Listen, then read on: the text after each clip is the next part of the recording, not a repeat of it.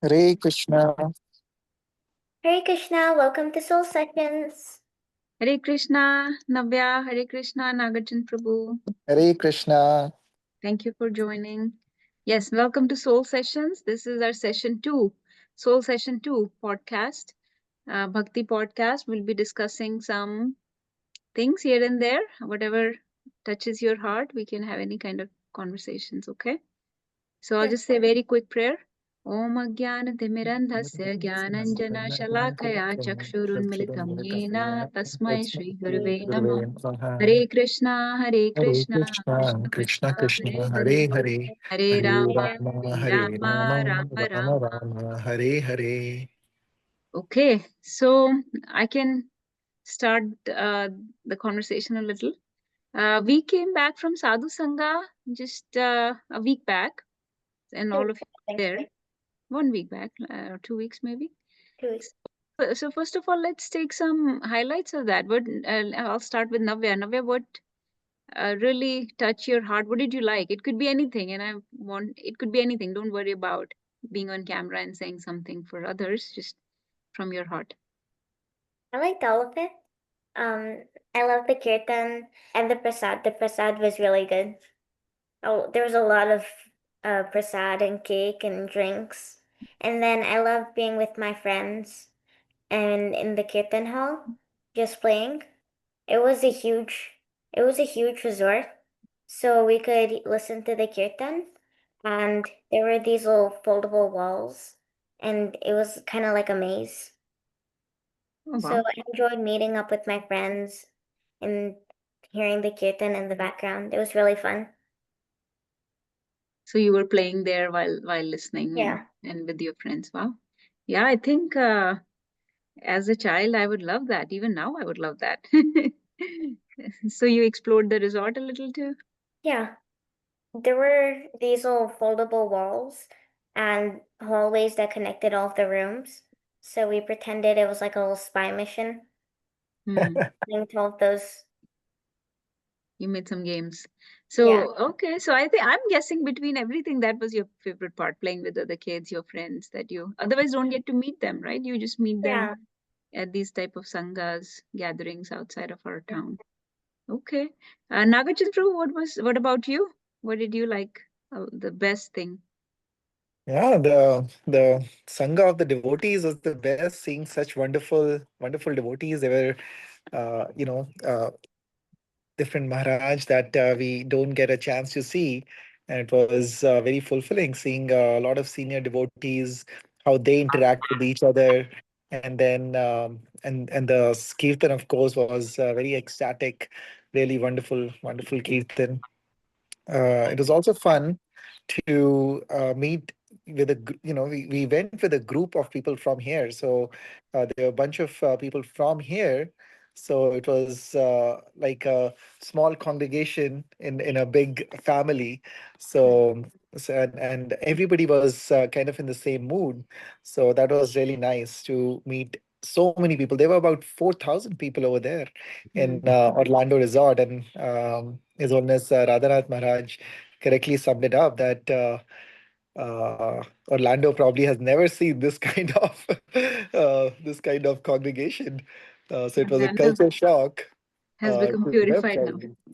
Yeah. The resort and the city has become completely purified now for all eternality, I think. There's 4,000 devotees being there doing kirtan. Yeah, for me, I can share something. For me, it was really meeting with other devotees. Of course, Kirtan and Prashadam were top notch, but also meeting other friends from last several years, people that live in different cities that we otherwise don't get to meet. Much like Navya. So just catching up with them and see what they're up to now and how life has progressed for them, taking inspiration from them. They've moved on and doing different services now, and circumstances, situations have changed. So it's inspiring to hear their stories and take some encouragement and some tips and pointers on how what we can do next. So I really like catching up with everyone there. I compare it to my, like when we go for my conferences, medical conferences. I get to meet my previous residents or fellows and people that I've trained with in the past, and now get to know what jobs they're doing now and how they like it or not like it, what the towns and cities they like it or not, and whatnot.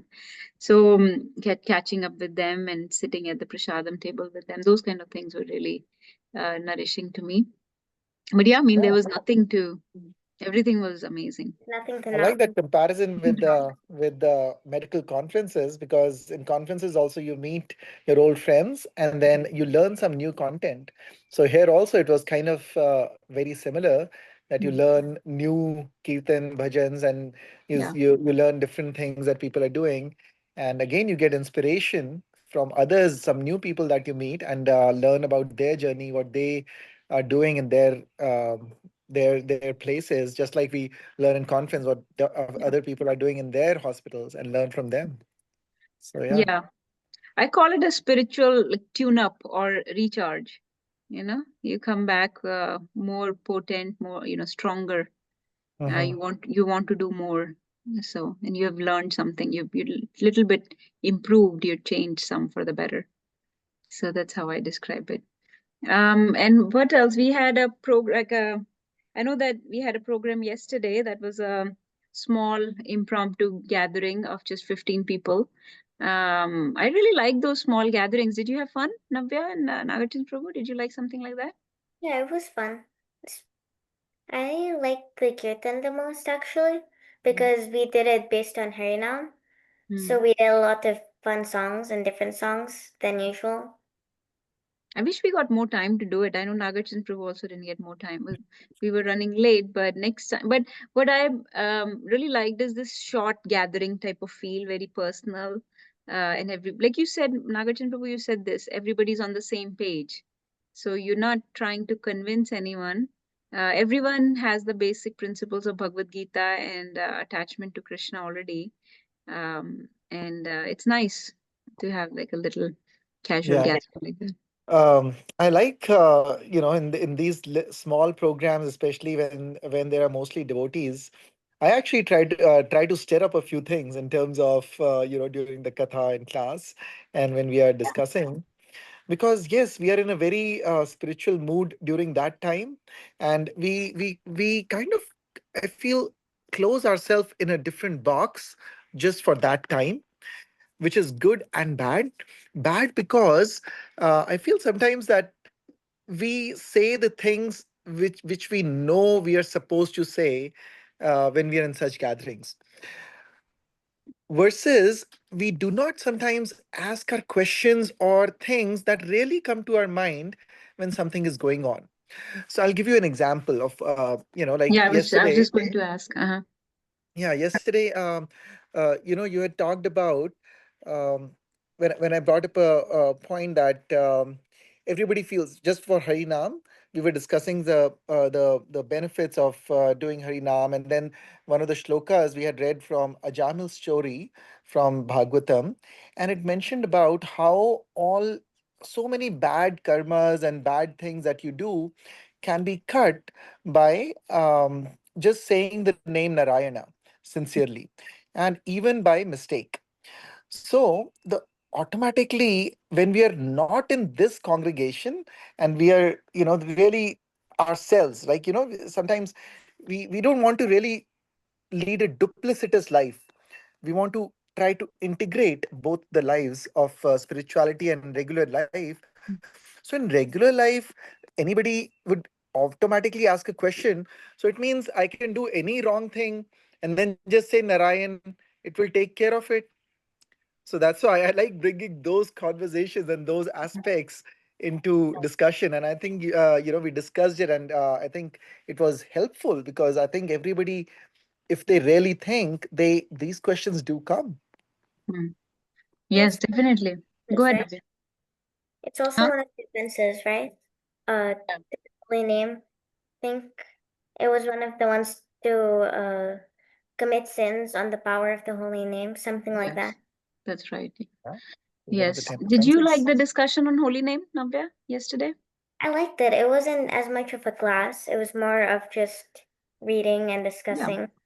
I think I Yeah. kind of like that format, but I also like the normal classes. Yeah, I wanted to change it up, and since it was so short notice, I hadn't prepared anything. I just wanted to read some verses from a chapter and discuss. We hear so much about the importance of holy name. This is the foundation of our spiritual life. So this had to be talked about some. Everybody is chanting, but time to time we need to hear about the glories of holy name to improve our chanting, to develop more faith in it. Actually, people try to hear something about holy name a little, even before they start chanting, just so they can do a good chanting every morning before they start. So that was my intention behind it.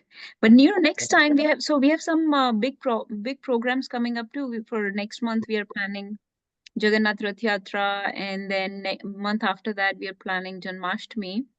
What do you think about that? I know that everybody is excited, but let me ask Navya. Um, is there some anxiety about things, or is there all excitement? Would you rather not do it and just have like a homely type of affair in which we just celebrate with The just a radio few? keeps going off. I don't know why. Sorry. Nothing. Yeah, I'm really excited. And I do like the homely ones, but I feel like with more people, you get more chances to connect to people and find new friends and talk to new kids and grown-ups. Your camera keeps going out, huh? Yeah, I don't know why. You okay? If it goes out, you can just stop the video. It's fine. So you Yeah. like that? So doesn't it come with a certain amount of anxiety and stress because we have to do so much planning and meetings and so many things? Why not rather just take it easy and we can cook a lot of food ourselves and eat and fast that day and chant and hear. No, it definitely. I think when we do programs, then it immerses us in the right consciousness, and it's easy to be Krishna conscious at that time when we are immersed in services.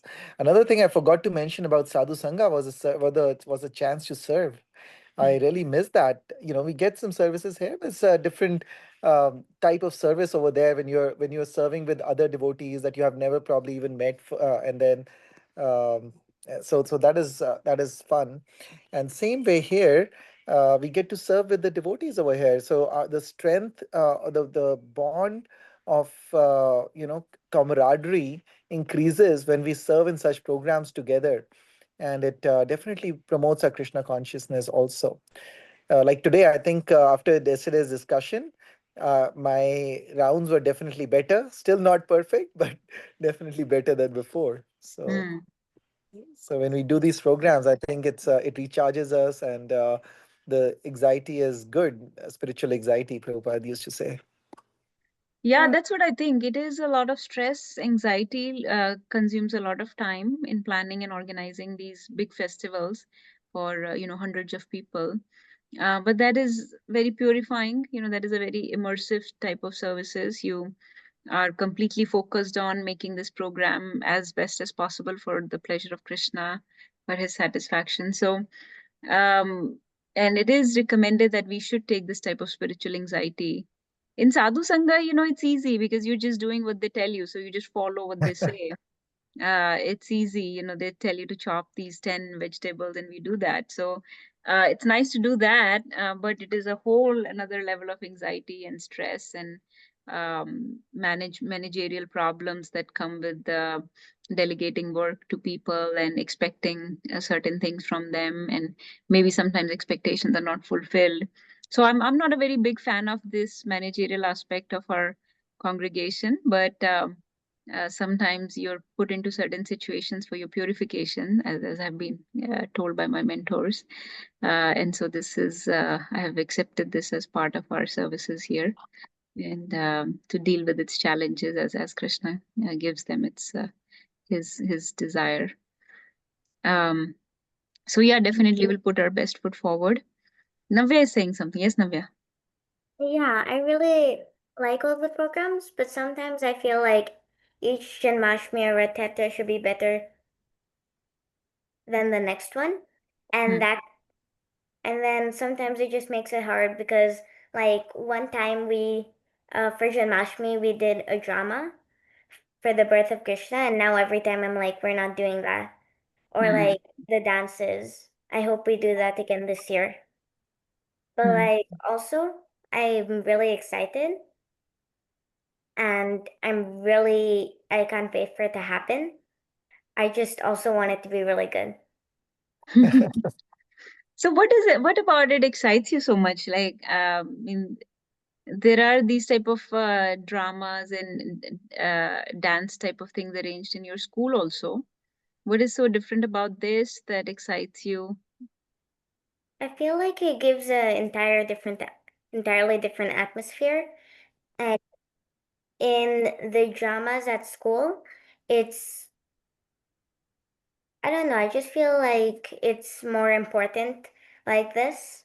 And with at school, it's also nice, but it's just a whole different topic and type of thing. And it's also the people you're working with. At school, it's your friends, but over here, it's also your friends. Hmm. But those friends are different. It's like, I don't know. I just like, I just Hmm. feel like this is kind of different. Okay. So yeah, this gives you a different feel, right? Different type of friends Yeah, here. different. Would you invite your friends from school to attend these programs? I would invite some of them. Some of them are not as much interested, but I feel like some of them would be more open about it and be ready to come. I think they love all the food and Yeah. singing and all. Hmm. They might get a little bored during the class, but Hmm. it also might be interesting since they're not used to it. Yeah. Yeah. I mean, typically we're sharing some Krishna Leela, like some story, right? Yeah, it was Um, interesting.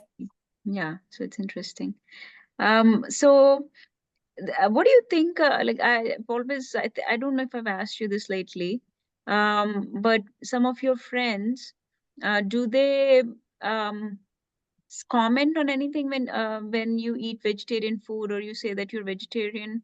Because a lot of them, especially the ones that come to our house, they're typically meat eating. So what kind of conversation do you have about how do you explain? Um, Most of my friends just say it's cool, and basically all of them do. But one of my friends told me that while I was eating lunch, she told me that over there it's written in the Bible that that they use meat is necessary and that animals are made to eat. I didn't really get that. Could you explain on that? Like Um, yeah, I can they share always use certain. the point that um thou shalt not kill, and then that we shouldn't, that's why we shouldn't kill not Hmm, only humans but also not kill animals. But then my friend told me, who's actually Christian. hmm. I can share some couple of points about what I think based on Prabhupada's teachings. So, from what I understand, the instructions in scriptures are given to different people at different times according to their level of consciousness and their situation at that point when let's say Jesus came or whichever scripture you're reading based on who the instructions are being given to. So, if they were living in desert and have no supply of vegetables and fruits and they have to subsist on animals, so if that's how the instructions are given, then that is very appropriate for that particular time, people, place, and circumstances, right? That is Prabhupada's teachings, but that is not the highest. So if so, we know that all living entities have, they're all animals have souls. So Yeah. or all animals are living entities basically. So they are in a embodied in a animal body right now. And our teaching, our understanding is that we cannot harm anybody's body, anybody, whimsically, willy-nilly, right? We read that today actually in Bhagavad Gita class that violence has to have its purpose. So if it is to sustain your body because you're in such a situation, well, that's maybe appropriate for that time. But right now there is no supply, no scarcity of grains and fruits and vegetables. So we do not recommend animal killing, and that's something you can, I mean, easily. Uh, One of the things I recommend, I do not recommend getting into scriptures really, You don't have to start quoting your scripture versus my scripture type of conversation with kids, the other kids in your class. I typically say that just, ask, just share that I really love animals, and I cannot stand that when they're being dragged away to slaughterhouse, or they're crying, their mothers are crying for their children, and they are crying for their mothers, and like, so they're just like us. And I love all animals, and I could not kill them to just satisfy my tongue. Yeah, So I this don't is really mention that, but she just said that. So this. I mean, I'm just saying, it's not just your question. It can be a question for many kids in their schools. I know that if I was brought up here in US school system, I would probably face this question quite a bit. As adults, people typically don't question our decisions, but children can be questioned sometimes. But more and more people are actually thankfully coming around to the vegetarian diet, and they have seen the benefits of vegetarian diet. As a child, I feel this will appeal. You don't have to appeal to anybody's intelligence, but more to their heart. That it's just very sad when the animal is killed, and I just don't like to cause them harm and kill them to satisfy myself. So that's, I feel that that's easy. in the Bible So about just for us, was it actually mentioned there? I have not read Bible, but I'm going by Prabhupada's teachings on this. So, thou shall not kill should refer to any living entity. You're not supposed to kill anyone. It's not saying that thou shall not kill humans, but thou shall not kill is a general statement which should apply to all living entities. So, falling So in our, when I yes, have a relationship with someone, like I have a friend, and this topic comes up for some reason, then like I have a very good friend. And he loves dogs. He has pets, and he loves dogs. And I just mentioned that we don't discriminate between humans. That we can kill this human but not this human. So why discriminate between animals? That mhm, we correct. love this animal, but we are going to kill this animal. Like the we feel the same way that. That all animals, it is actually, it is something that I have difficulty understanding, because the same people who eat meat will post pictures of doing kindness in by saving turtle in the center of the road, or Hmm. they are saving a bird that is caught in a net or something, but they're eating chicken all the time, but they're killing cows all the time for beef. So I do not understand this kind of double standard. If and I think it is built up right from the childhood, that by these advertisements and everything, people do not relate. They they do not relate that the thing that is in front of them, it came from an actual animal that was killed. They just see it, oh, okay, McDonald's and chicken nuggets and wings. They Right. don't relate that that's actually a chicken that was killed for getting this to the shape that it's there.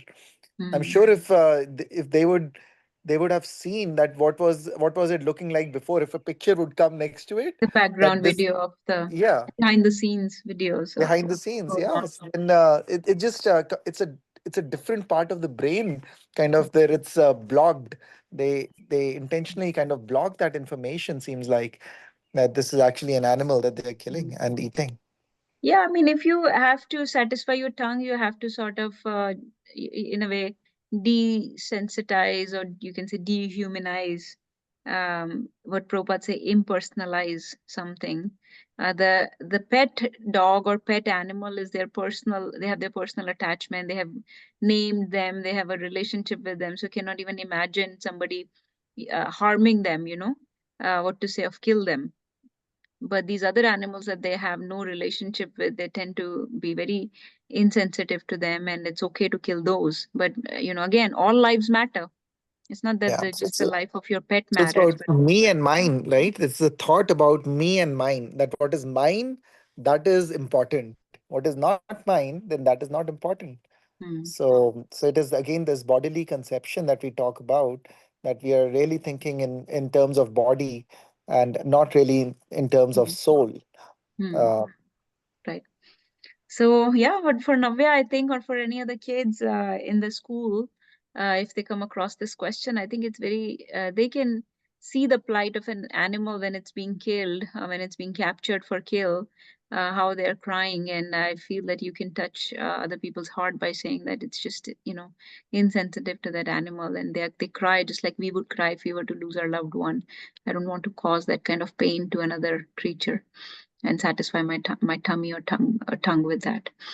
and Um, there are alternatives, right? So there are other alternatives, and there is actually a lot of miscommunication in the adult world also about the source of proteins. That is the biggest thing that is hmm, that is yeah. brought up. That but actually, milk proteins are very good, Hmm, and then some people say, well, should we be vegan?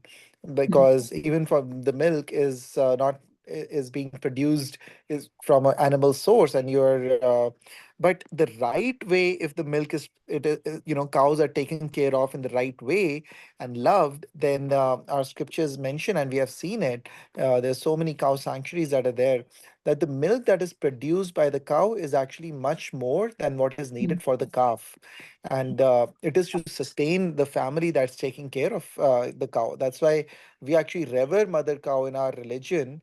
We say hmm, mother cow, hmm. and still in our Vedic system, butter, milk, yogurt, all this is Yeah. used.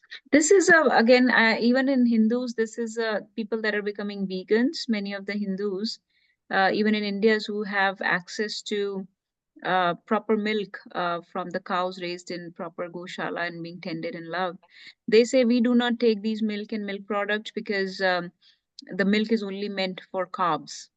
But actually, when the mother cow is very lovingly treated, she gives surplus amount of milk, which is much, much more than what is needed for the calf. Actually, it is to supply for a lot of people. It can supply many, many people.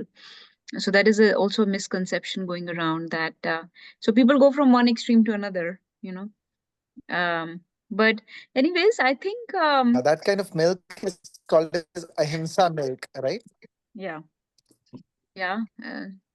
Anyways, I think if Navya does not have many more questions about that, I think we can stop for today. Nice, nice soul session. Thanks for nourishing my Yeah, some this nice about points came up.